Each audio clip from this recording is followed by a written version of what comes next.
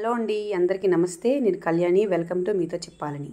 ఇవి టితోనియా ఫ్లవర్స్ అండి, చాలా బాగుంటాయి. ఇవి వంకాయలు అయితే ఉన్నాయి, ఇవి హార్వెస్ట్ చేసుకుందామని వచ్చాను. ఎండలు ఎక్కువగా ఉన్నాయి కదండి, మొక్కలు కూడా 2 పూట్ల వాటరింగ్ చేసినా సరే ఎండ వేడి తట్టుకోలేక ఆకులన్నీ కూడా వడలిపోయినట్టు కనిపిస్తున్నాయి. రెగ్యులర్గా అబ్జర్వ్ చేసుకోవాలి, నాకైతే టైం సరిపోవడం లేదు. కొంచెం మొక్కలు డల్గా అనిపిస్తున్నాయి. రెగ్యులర్గా ఈ సీజన్లో లిక్విడ్ ఫర్టిలైజర్స్ ఇస్తూ ఉండడం వల్ల మొక్కలు హెల్తీగా పెరుగుతాయి. ఇక్కడ 2-3 రకాల వంకాయలు అయితే ఉన్నాయి. ఈరోజు వంట కోసం ఈ వంకాయలు కోసుకుందామని అయితే వచ్చాను. ఇది గ్రాఫ్టెడ్ వంకాయ అండి. దీనికి కొన్ని వంకాయలు ఉన్నాయి. ఇవన్నీ కూడా ఈరోజు హార్వెస్ట్ చేసుకుంటున్నాను. వాటరింగ్ అనేది మార్నింగ్ టైము చేసుకుంటే మంచిదే.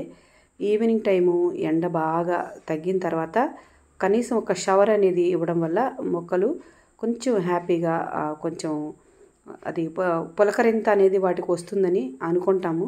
ఇక్కడ పచ్చిమిర్చి అయితే ఉన్నాయండి, చాలా మొక్కలకు ఉన్నాయి. ఇవి కూడా నేను కోసేసుకుంటున్నాను. పచ్చిమిర్చి కోసేసుకున్న తర్వాత కొంచెం పించింగ్ అనేది చేసుకుంటే మళ్ళీ ఫ్లవరింగ్ అనేది వస్తుంది. వారానికి ఒకసారి పుల్లటి మజ్జిగ అనేది డైల్యూట్ చేసి స్ప్రే చేయడం వల్ల పచ్చిమిర్చికి చీడపీడలు ఏమన్నా ఉన్నా పోతాయి.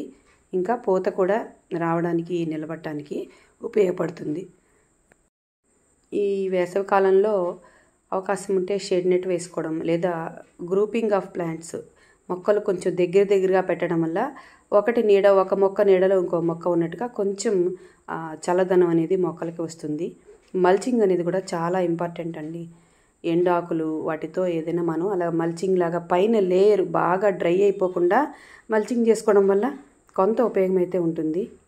వాటరింగ్ అనేది ప్రాపర్గా చేసుకోవడం, ఇలాగ అబ్జర్వ్ చేసుకుంటూ మొక్కలు మరీ ఎక్కువ ఎండలో పెట్టకుండా, బాగా ఎండ అవసరమైనటువంటి సిట్రస్ ఫ్రూట్స్ అయితే పర్వాలేదండి. మిగిలిన కూరగాయ మొక్కలు అయితే ఎండకి కొంచెం ఇబ్బంది పడతాయి కాబట్టి మనం జాగ్రత్తలు అయితే తీసుకోవాలి.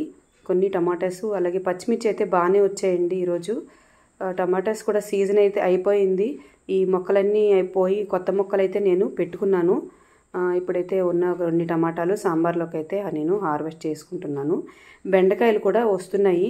ఈ బెండకాయలు ముదిరిపోకుండా ఎన్ని ఉంటే అన్ని 3-4 ఉన్నా సరే కోసేసి తీసేసి పెట్టుకోవాలి. తర్వాతే మిగిలినవి ఎదగడానికి ఉంటుంది, లేకుంటే ముదిరిపోతాయి. అవి పెద్దగా మనకి ఉపయోగం అయితే ఉండదు. ఈ బెండ మొక్కలు కూడా చక్కగా మనం ఈజీగానే పెంచుకోవచ్చు, త్వరగా కూడా జర్మినేట్ అవుతాయి. ఇక్కడ ఒక బీరకాయ ఉంది, అది కూడా హార్వెస్ట్ చేసేస్తున్నాను. సమ్మర్లో బీరకాయలు, సొరకాయలు ఇవన్నీ కూడా బాగా కాస్తాయి.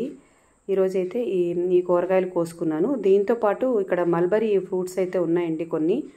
ఆల్రెడీ ఇదివరకు కొన్ని ఫ్రూట్స్ అయితే నేను హార్వెస్ట్ చేశాను. మిగిలినవి ఇప్పుడు కొన్ని అయితే హార్వెస్ట్ చేసుకుంటున్నాను. ఈ మల్బరీ అన్నీ కోసేసుకున్న తర్వాత మళ్ళీ ప్రూనింగ్ అది చెయ్యాలి. కొంచెం బిజీగా ఉండడం, ఆఫీస్ వర్క్, కొంచెం హెల్త్ ఇష్యూస్ ఉండడం వల్ల ప్రాపర్ కేర్ అయితే తీసుకోలేకపోతున్నాను. గార్డెన్ కొంచెం పట్టించుకోవాల్సిన అవసరం అయితే ఉంది. అదే నేను చూస్తున్నాను. కొంచెం మంచి ఫర్టిలైజర్స్ అలాగే పెస్టిసైడ్స్ ఇచ్చి గార్డెన్ని మరింత హెల్తీగా మనం అందరం కూడా చేసుకుంటూ ఉంటేనే మన మొక్కలు హెల్తీగా పెరుగుతాయి. అప్పుడే మనకి తోటలోకి వచ్చినప్పుడు మంచి హ్యాపీనెస్ అయితే ఉంటుంది. అందరూ కూడా పక్షులకు కూడా నీరు లాంటివి ఏమైనా ఉంటే పెట్టండి. అలాగే వాటరింగ్ అనేది చేస్తూ ఉండండి మొక్కలకి. కాసేపు సాయంత్రం పూట మన మొక్కల దగ్గర కూర్చున్నా సరే ఎంతో హ్యాపీగా అనిపిస్తుంది. ఈరోజైతే ఇన్ని మల్బరీ ఫ్రూట్స్ అయితే నేను కోసుకున్నాను. అలాగే కొన్ని జామకాయలు అవి ఉన్నాయి, తర్వాత అయితే హార్వెస్ట్ చేసుకున్నాం. ఇక్కడ తోటకూర ఉందండి, సీడ్స్ అయితే వచ్చేసాయి. నేను తర్వాత అయితే కోసుకుంటాను. వీడియోని లైక్ చేయండి, అలాగే మన ఛానల్కి సబ్స్క్రైబ్ చేయండి. Thank you.